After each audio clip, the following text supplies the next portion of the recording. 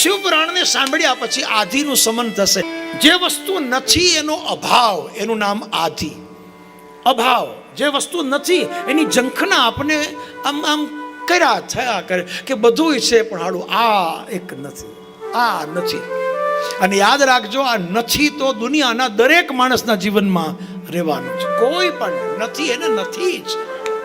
સર્વસંપન્ન, સર્વથી સુખથી વિભૂષિત આ જગતમાં કોઈ હોય જ ન શકે.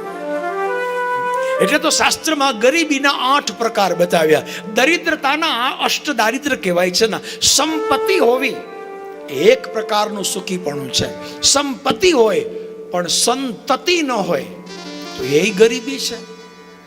સંપત્તિ હોય, સંતતિ હોય પણ સંતતિ, સુસંતતિ, સારી સંતતિ ન હોય તો સૌથી મોટો ગરીબ આ માણસ છે. આખી દુનિયામાં તમે જુઓ છો અત્યારે કે જેમ જેમ સંપત્તિ વધે એમ એમ પરિવારમાં તમે જુઓ, બાપરે બાપ, સંતતિને, સંપત્તિ માટે થઈને સંતતિને ક્યાં મા બાપને કેવી દુર્ઘટનાઓ આપણે તમે સાંભળીને છાપાઓમાં વાંચ્યું તો આપણું આશ્ચર્ય થઈ જાય કે કેવું બને છે.